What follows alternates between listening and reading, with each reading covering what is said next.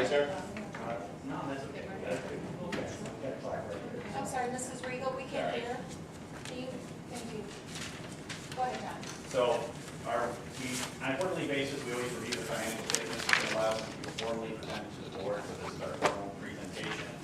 The finance committee is made up of committee members, board of education members, staff, and our administrative support, Barbara, who is our chief school business official. So we put this through to her to get the information for us.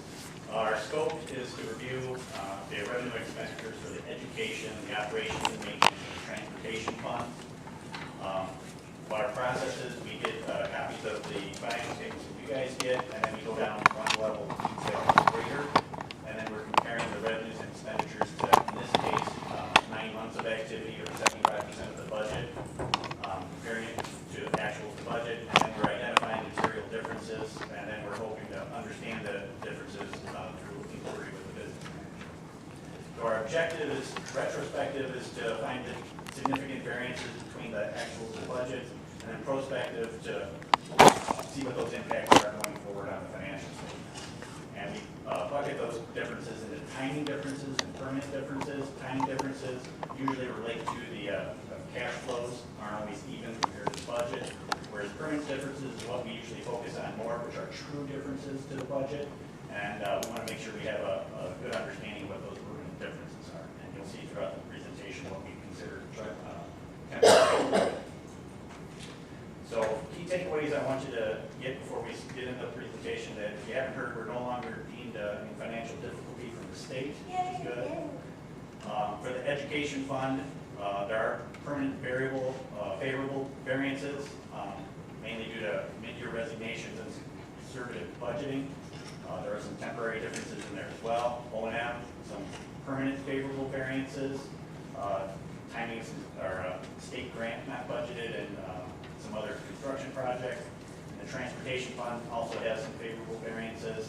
There's some tax levy, and also has some timing differences. So I'll start off with the educational fund, which is the largest fund. Most of the revenue is coming from local levy. You can see the chart, but getting down to the variances, most of them, or all of them, are timing variances. Most of the local, due to the timing of when we get the revenue, the tax levies when they come in versus the straight lining of the budget. We also have an unfavorable difference to the state, but we think that's going to be timing that will take care of itself in the next year. And then the federal, again, we think it's a temporary difference. So of 1.7 million, we think all of it is temporary differences and will come in on budget. For the expenditure side, most of the expenditures are from salaries and employee benefits. Looking at the variances for expenditures, salaries due to a mid-year resignation and some conservative budgeting. Employee benefits for the teacher retirement system, we had conservative budgeting there. For purchase services, some speech professional services which were not required, those turn out to be permanent. General supplies and other objects, that includes capital outlays. Most of this is going to be timing differences. We think there's about $150,000 permanent difference in some textbook adoption, but the rest of it we think is going to be timing. And then we also have a permanent difference for some back taxes owed for property owned by the district. So we wanted to point that out. That was an outlier. So total expenditures about 1.3 favorable. We think maybe around 800,000 of it is permanently favorable. Going on to the O&M fund, all that's coming from local tax levy. Right now we're favorable compared to the budget. We think a lot of that is going to be timing from the property taxes. We did get a school maintenance grant of $50,000, which is a permanent difference. That was not budgeted, so that's a good guy. The expenditure side, again, most of our expenditures are salary and benefits related. The biggest item here is the capital outlay. Parking lot repairs are scheduled to start in July, which is the next fiscal period. So there's going to be some discussion to follow that Al's going to have, because we need to come up with some mechanisms to take care of some funding for capital outlays across fiscal periods. Other than that, basically permanent differences for transportation fund, again, most of that is coming from the local side. Property taxes, again, we think all that's gonna be temporary difference. There is gonna be an allocation at the end of the year when they auditors do their financial, to get the allocation between funds, they'll true that up, or do the financial statement preparation. Again, the transportation fund expenditures, most of it is purchase services in this case. A lot of it is the bus leases for the capital outlay. But most of that, we're thinking aggregate, small, favorable variance of 20,000 that we think is going to be tiny. So, key takeaways again, we're no longer in financial difficulty. Education fund has some permanent variable, favorable variances, so does O&M, and so does transportation fund. So, a lot of favorable variances. When we say permanent, what does that mean, just within this year? Within this year. And what's gonna end up on our audit? It'll show that we're favorable to the, I just wanted to that clarify. temporary usually Permanent. just takes care of itself, and you have 12 months of activity. At the end of the year, you'll have 12 months of activity in the budget and wash. Permanent, something happens where. He's the best presenter ever. This is slide 20 and 30. Look at Mary. Have you ever seen anybody do that that fast? The O&M fund, right? Yeah, I used to do the O&M. Yeah, I know. You guys got this down to a We science. got about Good job. 7 minutes, so. I love this. Oh, we might not do this, right? I know. Now I'll turn over the fund balance. You guys change your zone. Oh, now it's gonna slow down. Well, that's for sure. He's got less slides. A Oh. lot more to say and less slide. Okay, 3 slides. Well, Here we I feel go. good now. I'm done. He might be, John. This slide is only for illustration purposes. There's a pointer on here, right? Yeah. Okay. Historically, this is back in 2009. This blue line is negative $5 million. Yes. That's how much cash we had in reserves. At that time, cash and fund balance were one and the same. As you look throughout the years, through cost-cutting measures and surpluses, we were able to turn that negative $5 million to a positive, with close to $6 million, maybe a little bit more, that we think we're going to end up with at the end of this year. So that's a big swing. And again, this was just for illustration purposes. Was it one quick thing? That's an expense. Okay. What I wanted to talk about here was a policy that the board had adopted, I want to say 4 years, maybe 5 years ago. And these policies were adopted based on ISB's profile. And we set these to match that. And if we hit all the benchmarks within this policy, we should always be at recognition, which is the highest level that can be attained. And we have attained it. Cash on hand, what that is we take our daily expenses divided by the amount of cash we have, and it tells us how many days we go out paying our bills with no additional revenue. I'm using the point again. 2011 to 12, we had 50 days cash on hand to where we're at now, and we estimate between 160 to 180 days. Our policy says we should be between 90 and 180 days to be sufficient and self-sufficient there. I do want to point out in the year prior to that, we were at 5 days cash on hand, which was the third worst in the state. So we've come a long way there. This next policy is fund balance to revenue. And what we do is we take our fund balance divided by the revenue for the year, and our policy says that it should be no less than 20%. Greater or equal to 25%, but at no time should it be less than 20%. And you can see 2012 and 13, we actually did it 26%. This year, we believe it's going to be about 30. Again, it's an estimate, 32%. Barring any changes, it should be close to that, maybe 30%, 32%. We just had to guess because there are a lot of variables we couldn't come up with. The next policy is expenditures to revenue. And this one, I feel, and I think most people feel, is the most important one because that one actually dictates the other two. And what that says is for every dollar we get in revenue, how much of that are we spending? And if you look at those numbers there, like 2011-12, for every dollar we received, we were spending 89.6 cents. That's that surplus we always talk about, and it was that surplus that built up those fund balances over the years. This year, as we start spending more, we should see it getting closer to not quite 1-to-1, but close to it. And that's why we're estimating it at 92 cents on the dollar that we're taking in. The reason why I say this one drives the other two is the most important. If it ever goes above 1, it means you're deficit spending. And our policy basically says we can never deficit spend. So we have to spend no more than what we take in any given year. If we have a surplus, it goes down to fund balance. The only way to get it out of fund balance would be to deficit spend, but this policy says we can't deficit spend. It's good policy, and I think it should stay. So we had a dilemma. Oh, now they all come as one. I'll come back to this one. We can't even get to slide 2. Are you timing this? This is Scott? two. This is actually three. This is two. No, I'm This is going by actually page 4. number. I'm going by page Okay. number. You start with 30. Okay, now I lost my train of thought, okay. So we had what I'll call a dilemma where we budgeted for some capital expenditures. The amount we thought it was going to be wasn't accurate, and actually ended up being a lot more, and wisely the board said we're not going to do that project. So what we say is take that money, use money from next year, add it together, and get the project done, which would make sense. But the problem you run into, you would then spend more than you took in that year, which is deficit spending. So we were brainstorming at the finance committee, and we came up with what we think may be a good option.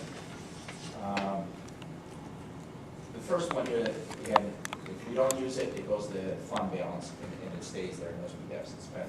We came up with another option, which would be to take that money and put it somewhere.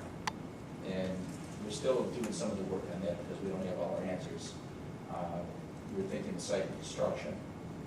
Put the money in there. Next year, budget what we need for that, the additional money for that same capital project, and then spend it. Now, those bullet points in there. Oh, you took them out? Okay. Okay, I'm seeing this for the first time. A couple of benefits of doing that. One is it isolates that spending into that fund. So you see what we're doing. Is it deficit spending? Yes, but it's isolated, it's out in the open, it stands out, everybody sees it. Another benefit of that is if we were to put it in a fund like that, it doesn't affect our profile score in any way. So we look at it as a benefit. And in addition to that, it was transparent because we're talking about it, we're showing everybody the steps we're taking, and then we would have some kind of policy that dictates how we would use the money within that fund.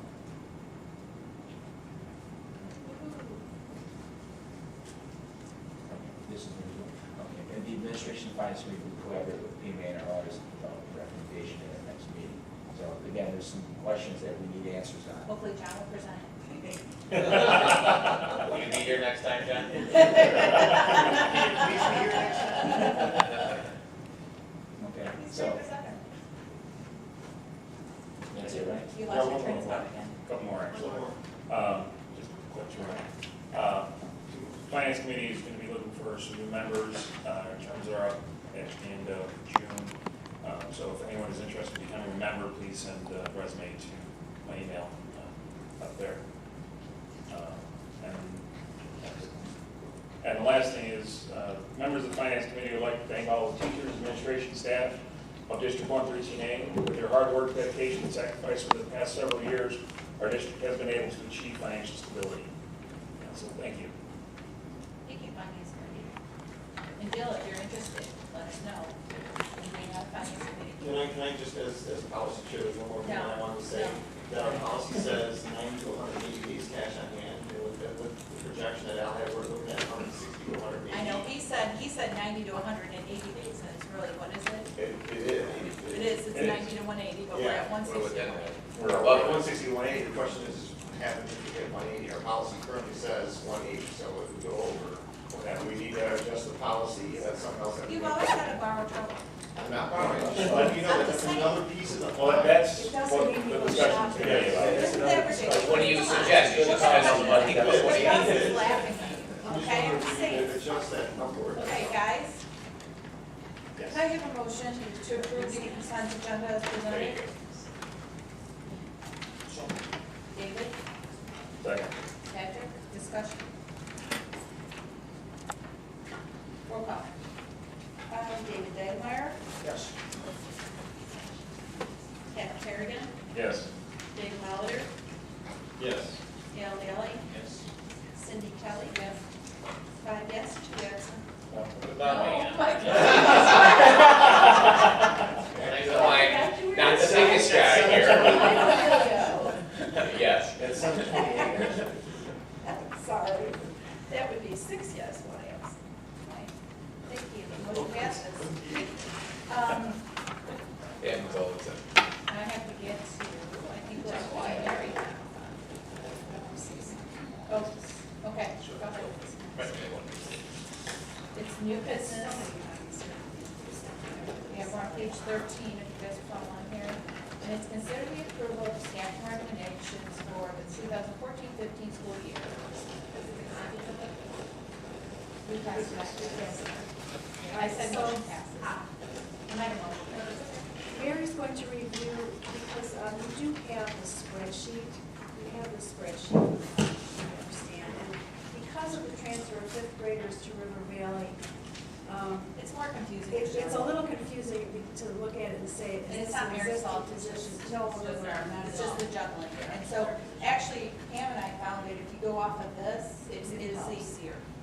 But there's one thing I would mention to you, and I do know that in my discussions with board members, phone calls and so on, that there is, the concern, and it was expressed by us, and we were asked about, when Barbara and I were in Springfield last week, we were asked about it, at least informally, about reducing class size. And I just wanted you to know that coming to you at the June board meeting, we'll try to get it to you sooner, would be some information about here at Old Quarry, where we asked Dr. Karen to look at his existing master schedule and assignments for full-time equivalent staff.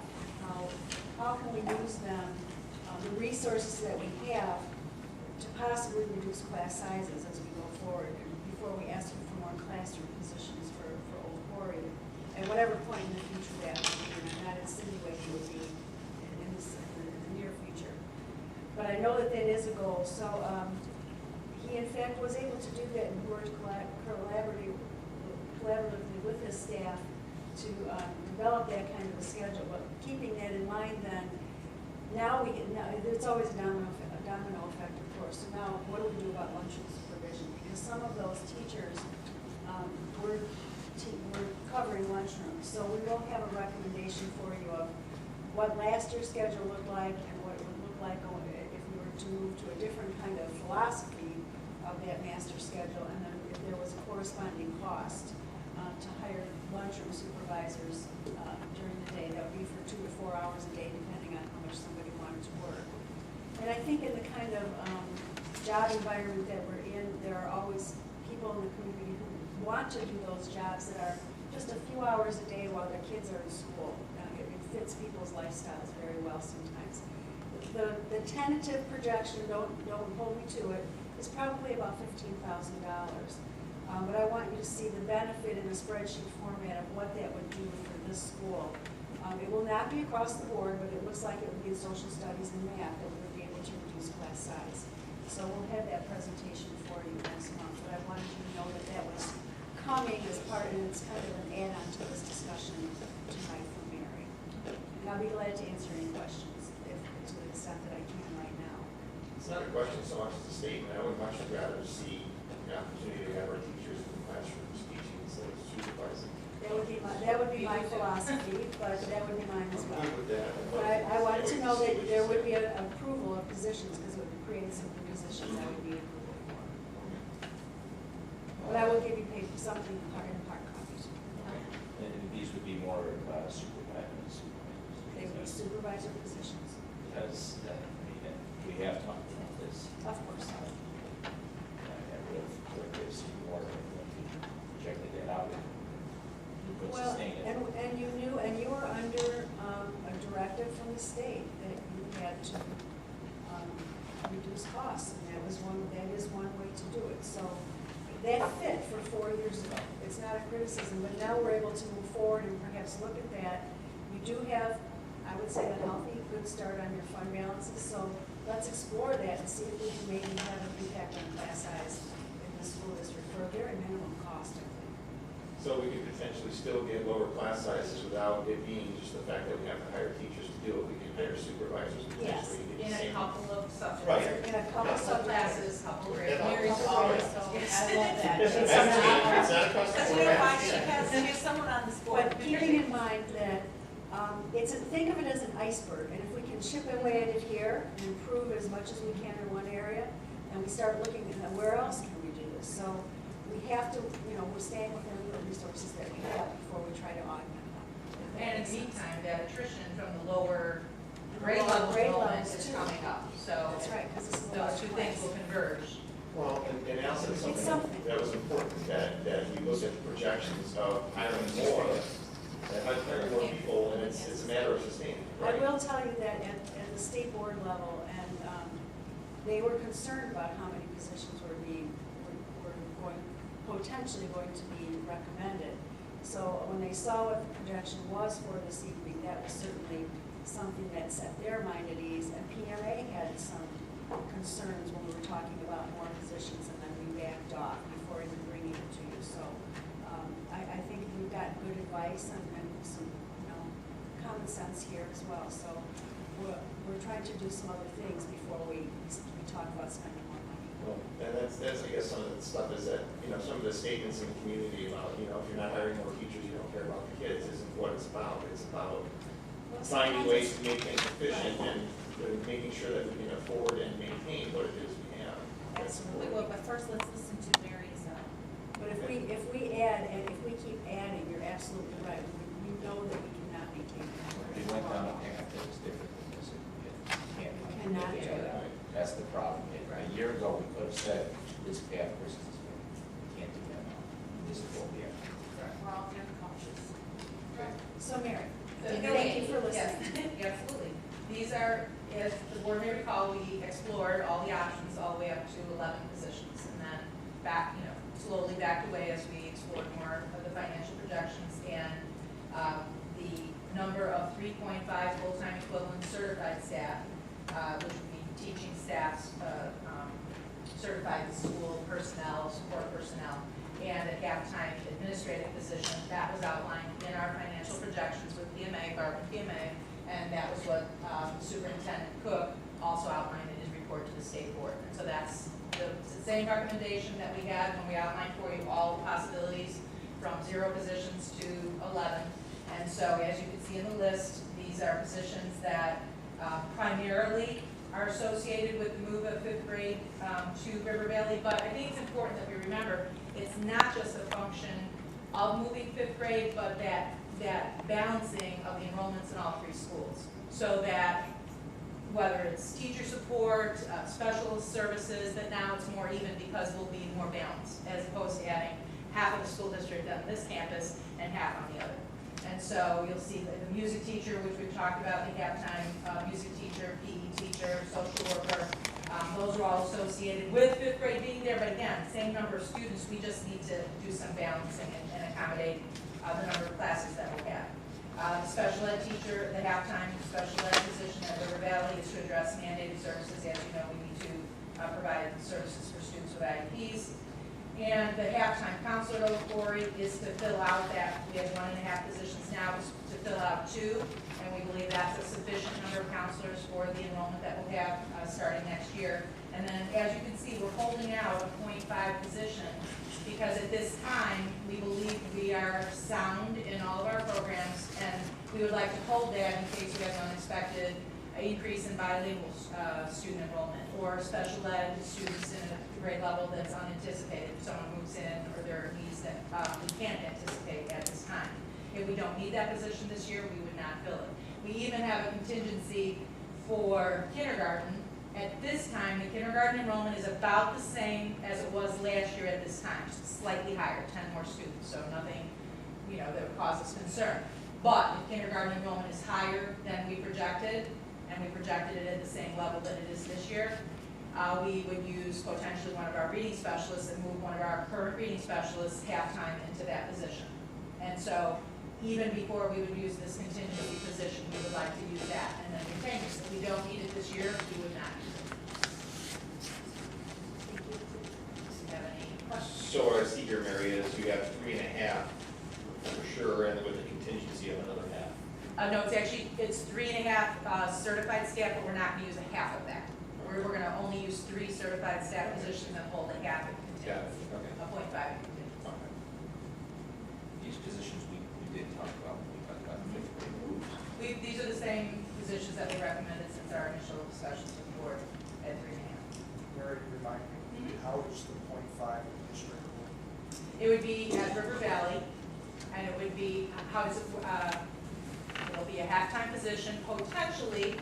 It could be that for example, it could be someone in our school district who might work a half-time specialist position. It could be a half-time middle school teacher. We would have to, obviously we would consider any applicants. It would be unlikely there would be someone from the outside, but we would certainly, there might be people who are interested in that. We would certainly entertain that. So it could be an employee. It could be a current Who's employee. at the district full-time each day, Mhm. and they split their day. Correct. Correct. It could be, sure. Or it could be someone who elects to work half-time as an administrator. Okay, Any other questions? I'm gonna ask for a motion to approve the fiscal year 15 certified staffing plan as presented. Can I have a motion, please? Dave, Second. and I'll give that one to Al since we had to do this one. Roll call. Remember that Mike's there. Right? Like really? Yes. David Dyer, Yes. Dave Moller, Yes. Al Malley, Yes. Ted Kerrigan, Yes. Cindy Kelly. Yes. 6 yes. Motion passes. Now support staff. The support staff plan, we believe at this time that we have sufficient support in all the areas that you can see in our position assignment. However, again, because of potential increases in needs for the mandated programs, which would be IEPs and students, English language learners, so it would be unlikely that that would be a support staff position. So we would like to again hold 2 positions in contingency. If we need those positions, we would fill them, but if we don't, again, we would not fill those positions this year. I'm gonna ask for a motion to approve, to approve the fiscal year 15 staffing plan as presented. So moved. Dave, Second. Patrick. Roll call. Al Malley, Yes. Dave Dyer, Yes. Mike Aurelio, Yes. Dave Molitor, Yes. Pat Kerrigan, Yes. Cindy Kelly. Yes. 6 yes, 1 absent. Motion passes. Consider the approval of the agreement with Lemont High School for the math instruction. Yes. For the last 8 years, our school district has participated in an inter-district agreement with Lemont High School to provide a high school level course for eligible students who attend our school for 8th grade. And as you can see, the cost for this program has varied over the years. We've attempted to run the program before school, during school. We've tried a variety of schedules, and for the last 2 years, the program has worked well with the arrangement that we currently have. Our students go to the high school towards the end of our day. The high school is on a block schedule, so it's every other day. And so our students go every other day for essentially a double period. And then the high school has agreed to transport any students who live along their bus routes at the end of the day at no cost to us. So as long as the routes are already established at the high school, then our students would just go home on bus. Some parents elect to pick their students up if there are activities at our school. They certainly, parents do that. We are also going to explore it for this coming year, if the high school has a route that comes back to Old Quarry, that students may be able to come back here for activities, but again, if it's a route that's already established. And so the cost for the program is based exactly on the teacher's salary and the exact number of days. For example, 1 year, the program should be 90 days, half of the school year, but depending upon, for example, snow days this year, if it didn't work out, we were able to make those up. We're actually charged just for the days that the teacher works. Transportation is our bus taking the student to the high school. And for the coming school year, as you know, our math textbooks are consumable, and the high school is also going to consumable textbooks next year as well. That was incorporated when I showed you the budget for this year. Those books were incorporated in that budget because our students keep the book. And so whether it's the high school book or our book, it was included in the budget. So it would be a slight increase until we have a collective bargaining agreement in place. We won't know exactly what the transportation costs are, but that would be a projection for next year. Okay. So, okay, I'm going to ask for a motion put out there to approve the inter-district teacher sharing agreement with Lemont Township High School District 210 for the 2014-15 school year as presented. Second. Okay, so that was Al and Mark. I was going to answer discussion. Go ahead. Sorry, Mary, how many students is this accommodating for us? And is it going to be based on how well they're doing from year to year, or is this? It's a placement test. It's a high school placement test. All right, that's, But this year there was like 30. This year it was 30. Yeah. Yes, 30. 33 for next year. Yeah, this year was 30, last year 23, 25. Okay. Any other questions or comments or discussion? Roll call. Pat Kerrigan, Yes. Mike Aurelio, Yes. Dave Molitor, Yes. Al Nally, Yes. Dave Weidemeyer, Yes. Cindy Kelly. Yep. 6 yes. Motion passes. Consider renewal agreement for